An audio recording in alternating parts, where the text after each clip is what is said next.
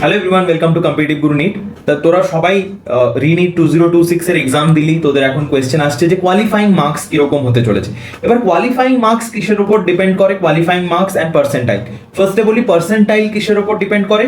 যতজন স্টুডেন্ট পরীক্ষা দিয়েছিল তার মধ্যে কত পার্সেন্ট স্টুডেন্টের থেকে তোর মার্কস বেশি আছে, এটা হচ্ছে পার্সেন্টাইল। ওকে, এবার পার্সেন্টাইল কিরকম, কি কি ফ্যাক্টর পার্সেন্টাইলে কাজ করবে? প্রথম ফ্যাক্টর সেটা হচ্ছে নাম্বার অফ স্টুডেন্টস কমে গেছে। কেন?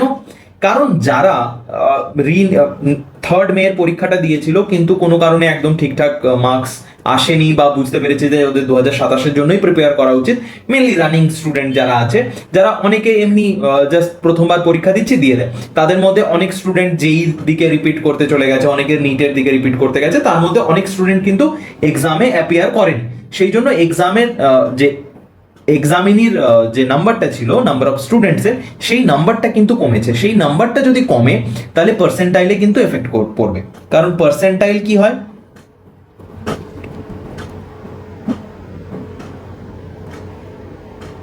পার্সেন্টাইলে হয় যে এখানে নাম্বার অফ স্টুডেন্টস তোর থেকে কতজন কম পেয়েছে, মানে highest marks minus your marks into 100, এরকম করলে পার্সেন্টাইল আমরা বের করতে পারি। তো সেই জায়গা থেকে দাঁড়িয়ে পার্সেন্টাইলে কিন্তু এই এফেক্টটা দেখা যাবে, কারণ তোর থেকে কম পাওয়া স্টুডেন্টদের নাম্বার কিন্তু এখানে কমবে। কারণ যারা কম নাম্বার পাচ্ছিল, সেই যে কিছু সংখ্যক স্টুডেন্ট, মোটামুটি কম তো নয়, প্রায় 60-70 হাজার থেকে 1 লাখ মতো স্টুডেন্ট, তারা কিন্তু বেরিয়ে গেছে। তো সেটা কিন্তু পার্সেন্টাইলে খুব ভালো মতো এফেক্ট পড়বে। এবার আসছি qualifying marks. Qualifying marks UR EWS এই ক্যাটাগরি স্টুডেন্টদের জন্য মোটামুটি 140-এর কাছাকাছি থাকতে চলেছে, 140 থেকে 145 এর মধ্যে। বাকি এসসি এসটি ওবিসি মানে রিজার্ভদের জন্য, রিজার্ভ ক্যাটাগরি স্টুডেন্টদের জন্য এটা কিন্তু 110 থেকে 115-এর মধ্যে থাকবে।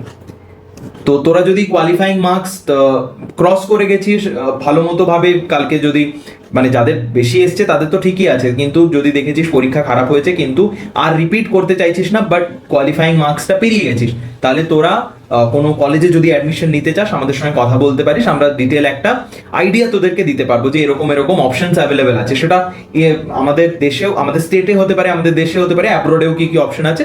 একবার কোথাও ভর্তি হওয়ার আগে আমি বলবো, কারণ এই সমস্ত জিনিসে অনেক ধরনের স্ক্যাম, অনেক ধরনের প্রবলেম ক্রিয়েট হয়। তো একবার আমি বলবো জেনুইনলি কেউ যদি ভর্তি হতে চাস একবার আমার সঙ্গে কথা বলিস, তাহলে একটা ডিসকাশন করা যাবে আমার সঙ্গে বা আমাদের সঙ্গে আরো যারা আছে তাদের সঙ্গে একটু কথা, আমাদের সঙ্গে কন্ট্যাক্ট করার চেষ্টা করি যে কিরকম, কারণ তোরা এই ফিল্ডে নতুন, তো কেউ যদি কিছু বুঝিয়ে দেয় তোরা বুঝে যাবি, তো একবার ক্রস চেক করে নিস, দ্যাটস অল। তো এরকম যদি কেউ ভেবে থাকিস তাহলে আমাদের পিন কমেন্টে অ্যান্ড ডিসক্রিপশনে হোয়াটসঅ্যাপ গ্রুপের লিঙ্ক দেওয়া থাকবে, জয়েন কর, ডিসক্রিপশনে নাম্বার থাকবে, কল করতে পারিস, মেসেজ করতে পারিস। ওকে, তো 2027-এর জন্য যারা পড়াশোনা শুরু করতে চাইছিস খুব তাড়াতাড়ি পড়াশোনা শুরু করে দে, কারণ এই রিনিটের জন্য অলরেডি কিন্তু তোদের 1.5 মাস নষ্ট হয়ে গেছে। তাই আর সময় নষ্ট না করে তাড়াতাড়ি প্রিপারেশন শুরু কর। ওকে, থ্যাংক ইউ।